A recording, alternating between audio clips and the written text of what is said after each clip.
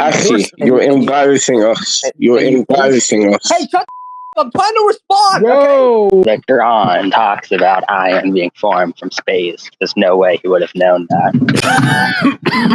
Well, the Quran does mention expanding universe. No, it doesn't. My goodness. The Quran talks about iron being formed from space. There's no way he would have known that. I want to ask you the same thing I asked earlier. Do you say, with God as your witness, that you're serious now and not just trolling to get us to make fun of this? Why would you think that? Sounds like you're because like you sound like you're laughing, and two, this is one of the most insanely silly arguments that I've ever seen. Like, even as silly as the scientific miracles of the Quran are, this is like one of the absolute most ridiculous. It literally says it was sent down. There's no way it would. It says cows were sent down. Does that mean cows came from outer space? No, it doesn't. Stop lying. Okay, we got a troll here, ladies and gentlemen. I'm sick. It's my. Okay, Surah 39, verse 6. I said it says that Allah sent cows down too. Surah 39, verse 6. He created you all from a single person, then created of like nature his mate, and he sent down for you 8 heads of cattle in pairs. So if sent down, like Allah sent down iron means it comes down from outer space, then the cows come down from outer space as well, right? Do you agree that it's a scientific miracle that Allah knew that cows came from outer space? By the way, there are like probably 75 different problems with this. I'm just giving that as an example to see if you actually still want to cling to this. It is metaphorical. It's not literal. Okay, yeah, he's trolling. That's got to be. This got to be trolling. We all know cows don't come from the sky. Okay, when God says, so why do you think that? Why do you think he means that iron comes from the sky? Because we can observe that. There's no way. Because, like, that's the heaviest element that gets formed in stellar nuclear synthesis. There's no way. That's false. Every single heavy element is formed in. That's not true. Guys. If you go with the Quran, we can look at these. But according to the Quran, Allah sent down the balance. Allah sent down rain. Allah sent down manna. Allah sent down quails. Allah sent down cattle. Allah sent down clothing. Allah sent down the Torah. Allah sent down Asura. Allah sent down tranquility. Allah sent down angels. Allah sent down light. Allah sent down food. Allah sent down punishment. Allah sent down iron. Suddenly we get to iron, and that's talking about it being, Allah some sending of them it down can from be outer taken space. literally. Which ones? And how do you distinguish? Which ones are literal and which ones are metaphorical? How do you determine that? Allah says, use your logic. Okay, He says multiple times, use your logic. My logic tells me they're all metaphors. What my logic tells me. There's no way cows come from the sky. We're not that dumb, okay? Like, let's be honest. Nobody reads that and goes, "Oh, God sent down cows like from the sky." Like nobody. God could have easily sent cows down from the sky. I don't think that's what the Quran's saying, but I don't think it's saying anything special about iron either. It's just saying that every single case, it's saying Allah provided this. That's all it's saying in every single case. It means the same thing every time, whether it's iron or anything else. Well, the quail and manna were sent down from the sky during the Exodus narrative. Yes. So we're asking how you distinguish between Allah providing something and something actually physically coming down from outer space.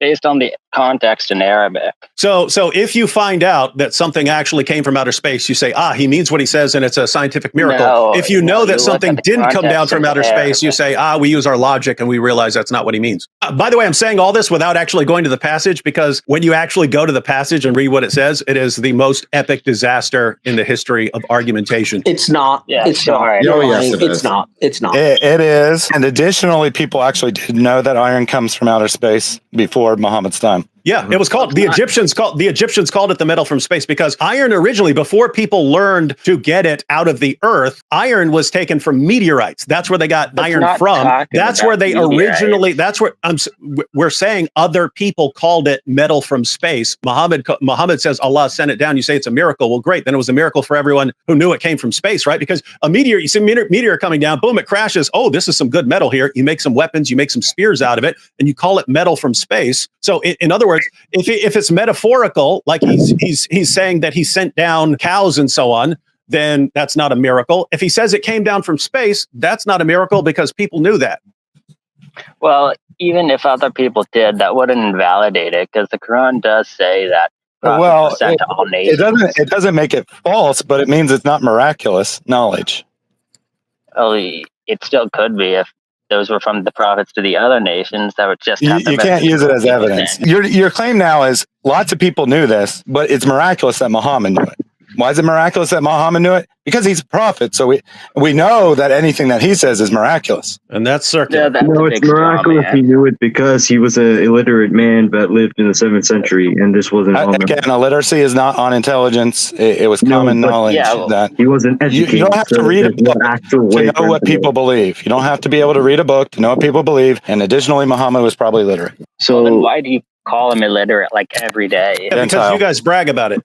Like it's some sort of evidence, so we call him that. Well, the Quran does mention expanding universe, and so no, it doesn't. No, it doesn't. No, it doesn't. It actually does. No, it doesn't. My goodness. Title. Where? Where's the verse? Chapter 51:47. It talks about the heaven. Hey, watch what happens when we look up a bunch of translations of this. Let me give you 10 translations. Let me give you 10 translations. And the Khalifa, who was killed as a heretic, is the only one who gives you this translation, because that's not what it means. Pickthall, we have built the heaven with might, and we it is who make the vast extent thereof. Nothing about extending, nothing about expanding. They're just saying it's a vast extent. Yusuf Ali, with power and skill did we construct the firmament, for it is we who create the vastness of space. You're just talking about space being vast. Hilali Khan, with power did we construct the heaven. Verily we are able to extend the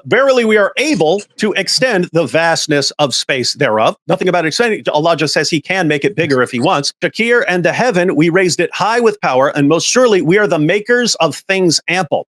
Sher Ali, and we have built the heavens with our own hands, and verily we have vast powers. Then you get to Khalifa, we constructed the sky with our hands, and we will continue to expand it. This is a guy who's deliberately trying to make things into scientific miracles. Arbery, and heaven we built it with might, and we extend it wide. So he's the one who extended it wide.